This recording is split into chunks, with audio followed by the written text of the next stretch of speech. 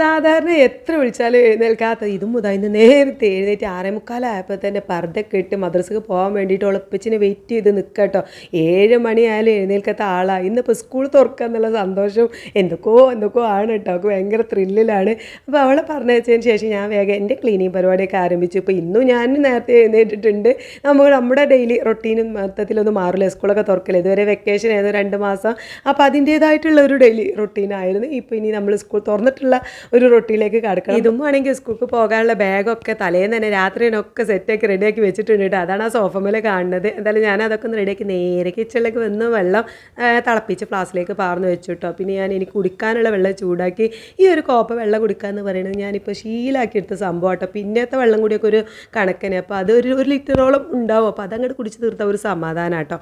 പിന്നെ അത് കഴിഞ്ഞ് ഞാൻ ഈ മുൻഭാഗം ക്ലീൻ ആക്കാൻ വേണ്ടിയിട്ട് ഇങ്ങോട്ട് പോകുന്നു. ഈ ഒരു മുൻഭാഗം ക്ലീൻ ആക്കി കഴിഞ്ഞാൽ ഒരു സമാധാനമാണ്. കാരണം ആരെങ്കിലും പെട്ടെന്ന് വന്നാലോ ഒക്കെ. അപ്പോൾ എൻ്റെ എപ്പോൾ എഴുന്നേൽക്കുകയാണെങ്കിലും ഞാൻ വേഗം മുൻഭാഗം അങ്ങോട്ട് ക്ലീൻ ആക്കിയിടും കേട്ടോ. മുറ്റം അടിച്ചു വരാമെന്ന ഈ മഴയൊക്കെ ആയതുകൊണ്ട് മുറ്റത്ത് കാണാൻ ഡീപ്പായിട്ട് അടിച്ചു വരാനൊന്നും ഇറങ്ങാറുണ്ടായിരുന്നില്ല. ഇന്ന് എന്താ അറിയില്ല, വെയിലൊക്കെ വന്നിട്ടുണ്ട്.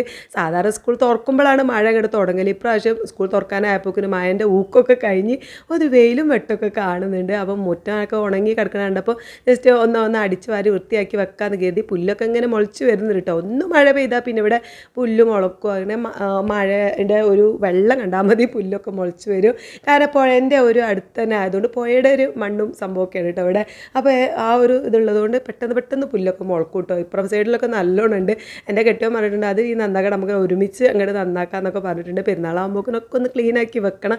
എന്തായാലും എൻ്റെ മുറ്റം തൂക്കൽ കാര്യങ്ങളൊക്കെ കഴിഞ്ഞ് പിന്നെ മുൻഭാഗം ഒന്ന് അടിച്ചു വാരി തുടക്കാമെന്നും കൂടി കരുതി. അപ്പോൾ പിന്നെ അത് സെറ്റ് ചെയ്തിട്ട് പിന്നെ ബാക്കിയുള്ളതൊക്കെ നമ്മൾ രാവിലത്തെ ബ്രേക്ക്ഫാസ്റ്റ് ഉണ്ടാക്കില്ല ആ പരിപാടികളൊക്കെ കഴിഞ്ഞിട്ടാട്ടോ. ബാക്കിയുള്ള റൂമുകളും കാര്യങ്ങളൊക്കെ അടിച്ചു വാരി തുടക്കൽ ചെയ്യലൊക്കെ. അപ്പോൾ അതാ ഇവിടെയും കൂടി ഞാൻ ക്ലീൻ ചെയ്ത് വെച്ചിട്ടുണ്ട്. ഇനിയിപ്പോൾ ഇതും വരുമ്പോഴേക്കും ബ്രേക്ക്ഫാസ്റ്റൊക്കെ റെഡിയാക്കി വെക്കണം. അവൾ ഇന്ന് പത്തിരി ഉണ്ടാക്കിയാൽ മതി എന്നൊക്കെ പറഞ്ഞിട്ടുണ്ട്. അപ്പോൾ എന്തായാലും ഫസ്റ്റ് ഡേക്കല്ലേ അവൾ പറഞ്ഞതൊക്കെ ഉണ്ടാക്കി കൊടുക്കുക, അവൾക്കൊരു സന്തോഷമാവട്ടെ. അപ്പോൾ പത്തിരിയൊക്കെ ഉണ്ടാക്കാമെന്ന് കരുതി. എന്തായാലും നമ്മുടെ ഈ ഒരു ക്ലീനിങ് പരിപാടികളൊക്കെ കഴിഞ്ഞിട്ടുണ്ട്.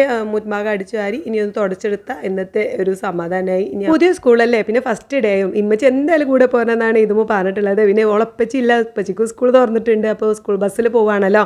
അപ്പോൾ ഇന്ന് കുട്ടികളെ വിട്ട് തിരിച്ച് കുട്ടികളൊക്കെ വീട്ടിലെത്തിച്ചതിന് ശേഷം ഒന്ന് മടങ്ങി വരുള്ളൂ. ഫസ്റ്റ് ഡേ ആകുമ്പോൾ 12 മണി വരെ ഉള്ളൂ കേട്ടോ സ്കൂളിൽ 30. അപ്പോൾ ഇന്നത്തെ വീഡിയോ ഇത്രയുള്ളൂ. വീഡിയോ ഇഷ്ടപ്പെട്ടാൽ സപ്പോർട്ട് ചെയ്യണം. അടുത്ത വീഡിയോ ആയിട്ട് കാണാം. ബൈ.